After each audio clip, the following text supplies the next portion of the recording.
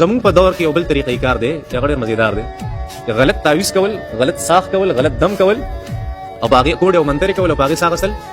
باغې روکړه اغستل، باغې باندې پیسې اغستل، دا دی لا یاکلون اموال الناس بالباطل. د خلکو مالونه پس خوړل په باطله طریقه باندې خوړل. دا خدای مسلمان مولانا زکریا رحمت الله علیه هغه لیکلي یو عالم لپاره دی خلکو د کاروبار بهترین طریقې ښه بهترین طریقې ولې وکړي چې مقتدیان خې کنه امام هم خوشاله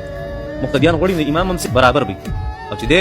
دو نمبرې کې کنه نو دی به الله جل شانو داغي نه خزلې عام خلکو نه وسکی خبر ذل کې د سپینه بدتر دی. الله جل شانو فرمایي قران مجید کې سورته اعراف کې تقریبا 30 کما مثل الكلب ان تحمل عليه يلهث او تتركه يلهث. دا مثال د سپینه داسې عالم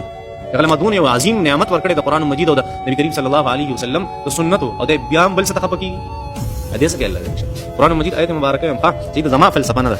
صحیح ده. هم ته پته وی چې دا سړی څه شه ده د کار روزګار هم حرام دی، د پیسې هم حرام دي، د ناس تفاست هم حرام ده، دا ارس حرام دي. مولانا ډاکټر اسرار احمد صاحب رحمت الله علیه په خپل تفسیر کې ډیر ناشنا خبر لیکي وې دي يهوديان او عیسایان او علماء په حلال او د حرام تمیز نه کو. دا یو دویم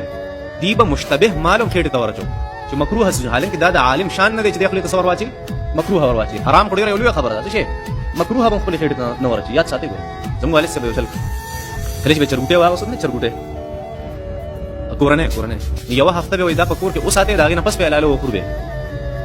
او داسې به زما استاد کول دا به کول مولانا عبد الغفار صاحب رحمت الله علیه به داسې کول وی ولې دې ګندګي خورلې ته په ډیرانونو کې چې په دې هفته کې دین دا ګندګي وزي داغه نه پس په بیا دا موږ استعمال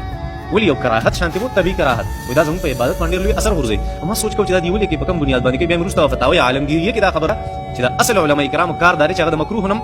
ځان ساتي د خلکو الله اسونه کوی نه ورکړي اسونه مقام دون لوی مرتبه الله نه ورکړي. دا شابه سم موجودي دا قسم احتیاط موجود. امام مولانا ډاکټر اسرار احمد صاحب په خپل تفسیر کې لیکلي د مکروه خلق مکروه سيزونه سبا نه کو خیال به نه ساتون. الله جل شانو فرمایي چې دا يهوديان او عیسایان عالمان داسي دي چې د خلکو مالونه خوري او په ناجایز او غلط طریقه باندې